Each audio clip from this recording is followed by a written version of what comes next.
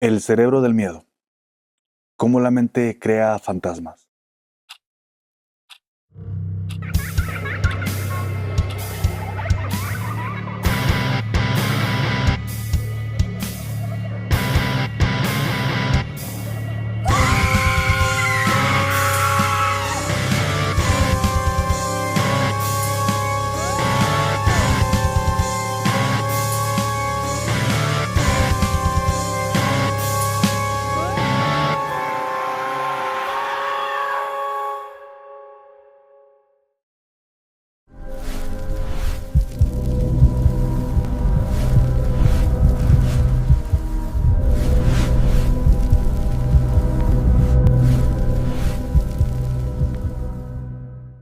Hay algo en la oscuridad que despierta ideas que no estaban ahí hace unos minutos.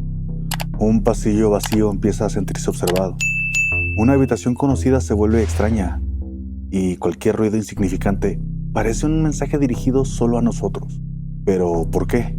Porque el cerebro humano, una máquina diseñada para sobrevivir, genera la sensación de que algo está con nosotros, incluso cuando estamos completamente solos.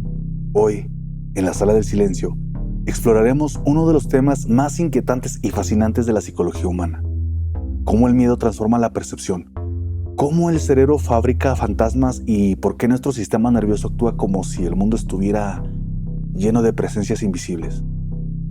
Este episodio no pretende negar la existencia de lo paranormal, sino explicar por qué, incluso un fenómeno real, el cerebro puede crear experiencias tan intensas que es imposible distinguirlas de un encuentro auténtico. Para comprenderlo, comenzamos por la base, el origen biológico del miedo. En lo profundo del cerebro, existe una estructura pequeña pero dominante, la amígdala cerebral. Su función es simple: detectar peligro. Pero la amígdala tiene un problema. Prefiere equivocarse por exceso que por falta. Es mejor reaccionar a una sombra que no es nada que ignorar a un depredador real. Y esa tendencia evolutiva persiste hasta hoy.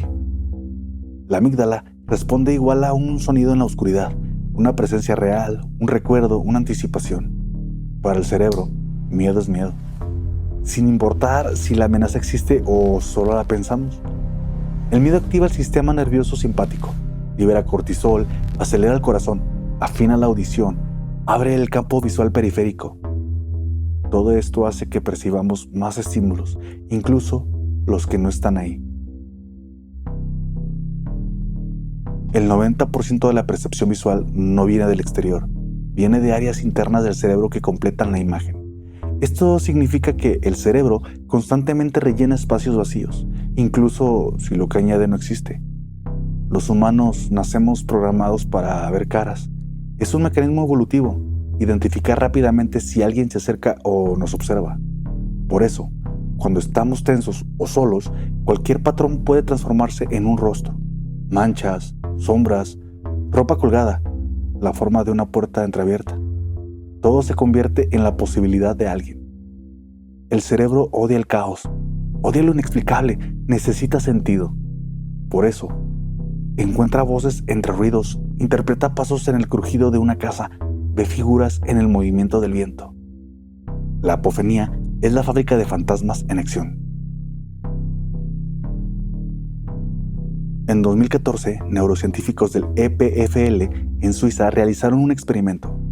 Estimularon el córtex sensoriomotor de varias personas. El resultado: todos sintieron una presencia detrás de ellos. No veían nada, pero lo sentían. Cuando el cerebro pierde calibración de la posición corporal, orientación espacial, equilibrio nervioso, genera la sensación de una figura detrás. A veces esa figura es neutra, a veces se siente amenazante, a veces parece imitar lo que hacemos y en casos extremos parece autónoma. Exploradores alpinistas y astronautas reportan lo mismo: alguien caminando junto a ellos. Es un fenómeno documentado como factor del tercer hombre. El cerebro, bajo estrés, crea compañía imaginaria. Durante miles de años, los humanos fueron presa nocturna. La oscuridad era equivalente a muerte. Por eso, al estar en penumbra, la visión se vuelve inestable. La audición se vuelve hipersensible. El cerebro entra en un modo de alerta máxima. El resultado es simple. La noche amplifica todo, especialmente el miedo. El cerebro interpreta los silencios completos como anormal. La naturaleza nunca es totalmente silenciosa. Cuando lo es, evolucionamos para pensar que algo se aproxima. El cerebro llena ese vacío con posibles amenazas. Durante la fase REM, el cuerpo se paraliza. Es normal. El problema ocurre cuando la mente despierta antes que el cuerpo.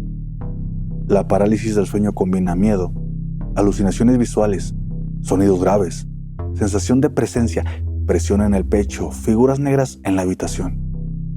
No es imaginación suave, es totalmente real para quien lo vive. Se repite en todo el mundo. En México, la subida del muerto. En Japón, Kanashibari. En Islandia, Draugr.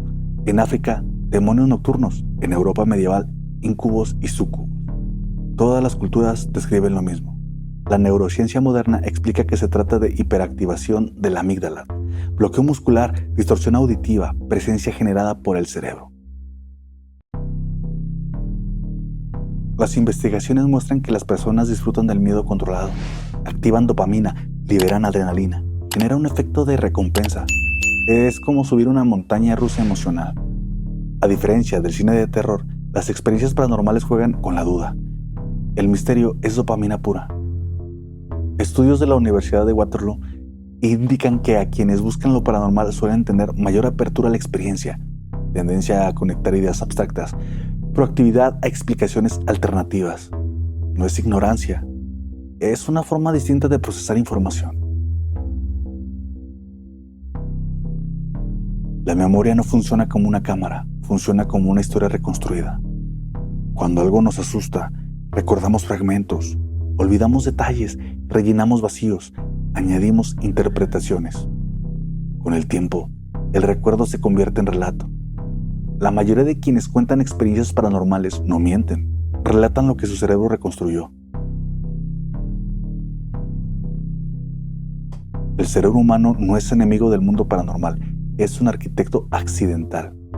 En él nacen las presencias, los sonidos, las figuras y los temores que nos siguen desde la antigüedad. Al final, lo verdaderamente inquietante no es la pregunta de si existen los fantasmas. Lo inquietante es esto: ¿cuántos de los fantasmas que hemos visto nacieron en nuestra propia mente? Bienvenidos a la sala del silencio, donde la oscuridad externa es solo el principio y lo que realmente nos persigue está dentro. Murmullos de la oscuridad.